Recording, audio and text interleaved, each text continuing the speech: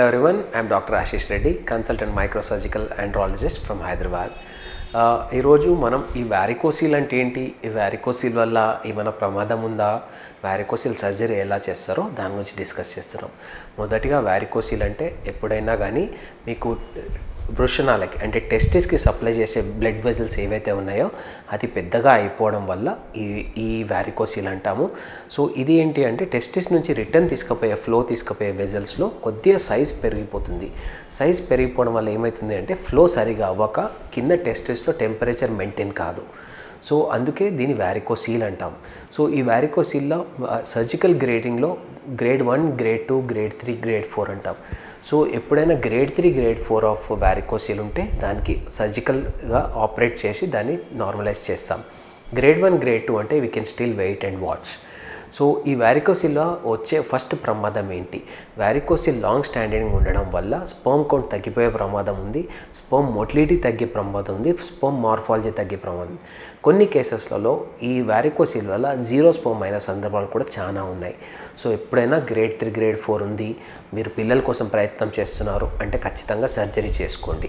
So ఈ surgery ఎలా చేస్తాం, సో ఈ దీన్ని మైక్రోసర్జికల్ వారికోసిలెక్టమీ అంటాం. మైక్రో సర్జరీ ఎందుకు అంటే మనం ఇంత చిన్న కట్తోని మొత్తం సర్జరీ కంప్లీట్ అయిపోతుంది. సో ఇంత చిన్న కట్లో మనం కార్డ్ని బయటకు తీసి అంటే ఈ కార్డ్లోనే మొత్తం వెజల్స్ ఉంటాయి. ఈ కార్డ్ని బయటకు తీసి ఒక మైక్రోస్కోప్ ద్వారా ఏదైతే వెజల్ స్పాయిల్ అయిందో అదే వెజల్ని మనం ఐడెంటిఫై చేసి దాన్ని కట్ చేసేస్తాం. ఇలా కట్ చేయడం వల్ల మనకి ఫ్లో మళ్ళీ నార్మలైజ్ అయిపోయి స్పర్మ్ కౌంట్ రీస్టార్ట్ అవుతుంది. ఇది చాలా ఇంపార్టెంట్ సర్జరీ, ఎందుకంటే దీంట్లో ఎక్కువ వెజల్స్ కట్ చేయడం ఇంపార్టెంట్ కాదు, కానీ ఏ వెజల్స్ అయితే స్పాయిల్ అయిందో ఎందుకంటే ప్రతి వెజల్కి ఏదో ఒక ఇంపార్టెన్స్ ఉంటుంది. సో అన్ని వెజల్స్ కట్ చేయొద్దు. మైక్రో సర్జన్కి నార్మల్ సర్జన్కి ఉన్న తేడా ఏంటంటే ఇది ఎగ్జాక్ట్లీ ఏ వెజల్ అయితే మనకి స్పాయిల్ అయిందో, ఏ వెజల్ వల్లనో మనకి స్పర్మ్ కౌంట్లో ప్రాబ్లమ్స్ వస్తున్నాయి అదే వెజల్ని మనం ఐడెంటిఫై చేయడం ఒక మైక్రోస్కోప్ ద్వారానే పాసిబుల్ అవుతుంది. కాబట్టి ఇలా మైక్రో సర్జరీ చేయడం ద్వారా ఫాస్ట్గా ఇంటికి వెళ్ళిపోవచ్చు, బెటర్ రికవరీ ఉంటుంది. కట్ సైజ్ కూడా చాలా మినిమలిస్టిక్గా ఉంటుంది. చాలా మంది కూడా నా దగ్గరకు వచ్చి అడుగుతుంటారు, సార్ సర్జరీ చేసుకోవడం బెటరా లేకపోతే రేడియో ఫ్రీక్వెన్సీ అబ్లేషన్ చేసుకోవడం అంటే ఇప్పుడు రేడియాలజికల్గా దాన్ని బర్న్ చేయడం బెటరా అని.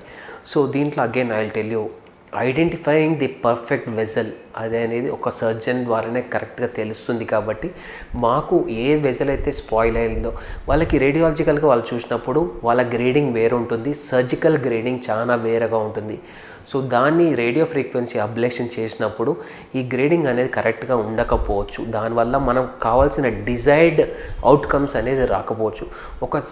ఒక మైక్రో సర్జనే దాన్ని సర్జికల్ గ్రేడింగ్ చేసుకోగలుగుతారు. మాకు ఏదైతే స్పాయిల్ ఉందో దాన్ని క్లోజ్ చేస్తాం.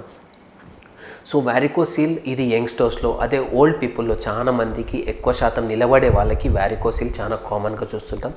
ఈ రెండు వృషణాలు చాలా లాగడం వల్ల ఇది వారికోసిల్ అని మనం చూడొచ్చు. ఈ వారికోసిల్ ఉన్న వాళ్ళకు కూడా సేమ్ మైక్రో సర్జరీ ద్వారా ఎవరిలో అయితే పెద్ద మనుషులు ఉన్నారో వాళ్ళల్లో కూడా ఈ వెజల్స్ తీసేసి మళ్ళీ వాళ్ళకి నార్మల్ పెయిన్లెస్గా చేయొచ్చు.